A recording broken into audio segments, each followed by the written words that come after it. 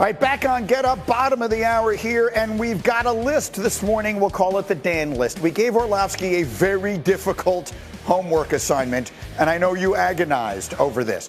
So the question is, of all the teams that are in the playoffs, yes, sir, which team has the best triplets? Remember we used to call them the triplets, like yes, in sir. Pittsburgh when they had those three guys, or in Dallas when they had those three guys. The quarterback, running back, receiver combination.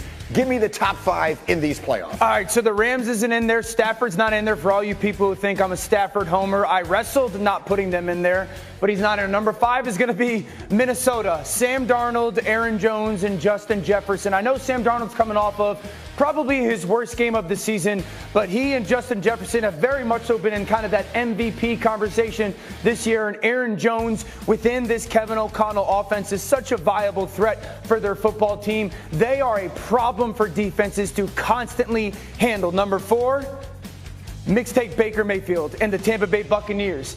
Baker Mayfield, Mike Evans, and Bucky Irving, they are absolutely spectacular. One, the ball downfield to Mike. Two, Bucky Irving is an up-and-coming superstar in our league, and Baker Mayfield threw for America 41 touchdowns. Cleveland probably wants him back as their quarterback. But Mike Evans, the Hall of Famer, a massive part of this playoff conversation. Number three, I'm going to go to the Philadelphia Eagles. I know Jalen Hurts is coming off of the long period of time of having not played, but him, A.J. Brown, and Saquon Barkley, who's the best back in football right now, if Jalen was coming off of playing the full season and not having to break, they might have been a little bit earlier. But I say this, no one can cover A.J. one-on-one, and I think trying to stop Saquon Barkley, good luck. Number two, the Baltimore Ravens. An MVP candidate in Lamar Jackson, an MVP candidate in Derrick Henry, and then their first time ever drafting a receiver in Zay Flowers and him making the Pro Bowl. Derrick Henry, the guy that as you give him the ball throughout the game, dominates the football game. Lamar's as good as anybody in the league right now, and Zay Flowers winning those one-on-one coverages, problems. But number one is no question about it, the Detroit Lions. Jared Goff, the cast-off. Amon-Ra St. Brown, the 4th or 5th round pick, and Jahmyr Gibbs, who was their number 2 back this season. That's the best trio left in these playoffs. Jared Goff operates the system so efficiently under Ben Johnson. Amon-Ra St. Brown, at one point they had 30 straight completions. As good when it comes to money on the line receiver we have in the league. And Jahmyr Gibbs, now that he's the guy, America's realizing how special of a talent that he is. I love the list. Bring the guys in here. It is remarkable how much talent there is at the top, because when you consider that Jalen Hurts, who was an MVP candidate a couple of years ago, Saquon Barkley, who is an MVP candidate, and A.J. Brown, who may be the toughest cover in the entire NFL, is third on the list. But I can't argue with it. I think it's an absolutely outstanding list. Any thoughts real quick on it? Did you text Stafford and say, man, I'm not going to put you on the list, but you know you're number one in my heart? Yeah, I mean, Puka Nacua, Kyron Williams. I maybe beat around the bush a little bit. I didn't put Jayden Daniels and Terry McLaurin. They were going to be constant. Those were the two teams I wrestled not having in there. The problem is with the Commanders, Jayden Daniels would have been both the quarterback and the running back. Yeah. He was actually their leading rusher this season. And so let's talk about him for a minute. Cindy, give me the full screen graphic C19, because this applies to two different players this weekend. We have two rookie quarterbacks making their first career playoff starts this weekend. We'll see Bo Nix on Sunday early, and we will see Jayden Daniels, the spectacular rookie, going back to 1950.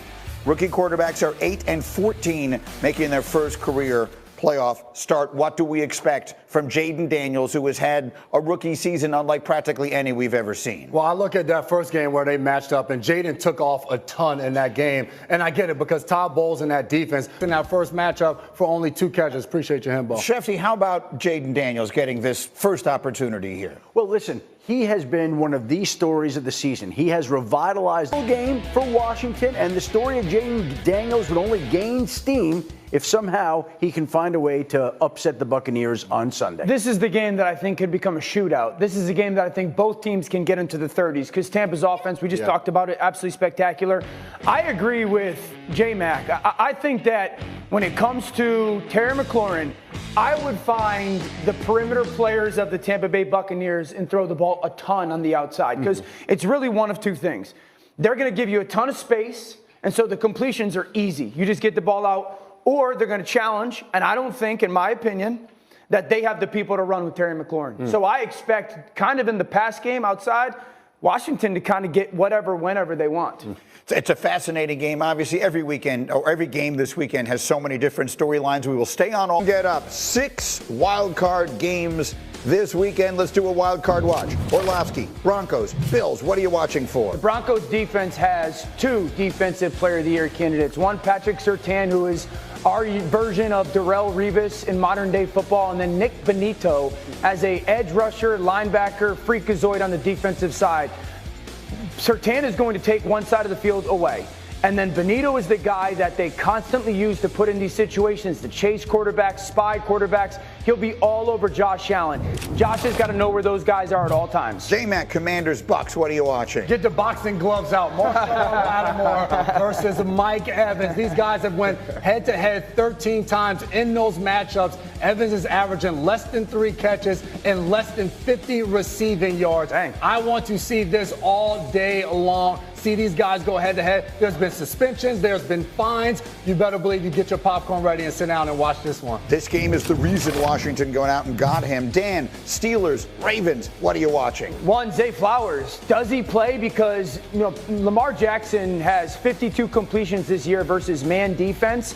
27 of them went to Zay. And then Kyle Hamilton is another Defensive Player of the Year candidate. He saved their season defensively. Zay Flowers, does he or does he not go, is going to be a huge impact on this football game. And again, for those who are just joining us, going right back to the beginning, Shefty, you don't think it sounds like he's going to go? I think it's unlikely, and we'll see if there are any developments today that would change that, but he hasn't practiced the last 2 days. And if you're not practicing 2 days before the game, you're not playing in that game. Seems unlikely. So the Ravens are a 9.5-point favorite in this game. The Steelers are, to call them limping would be an understatement for how they're coming in. So Dan, you have devised a little plot, a little plan, a little wrinkle for how maybe the Steelers can give themselves a shot that nobody sees coming. I would play Justin Fields on first downs. Everyone always says these packages, third downs and in the red zone.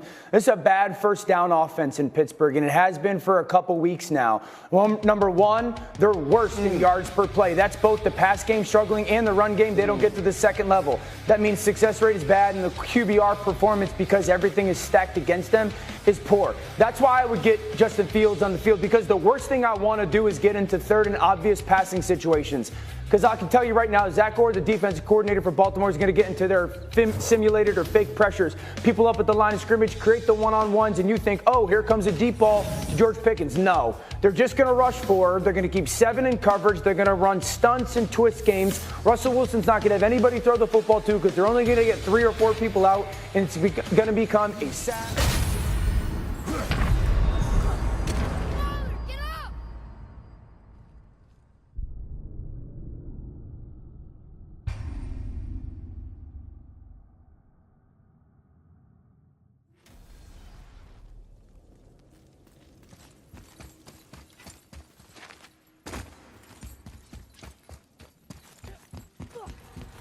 Prepare yourself.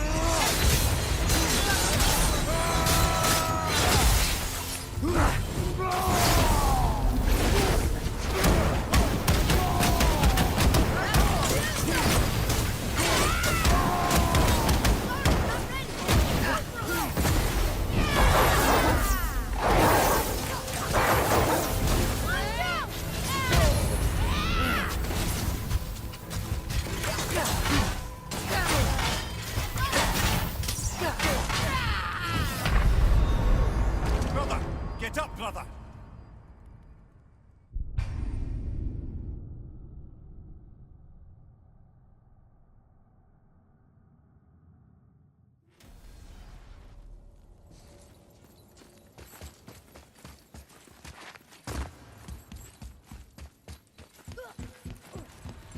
Prepare yourself.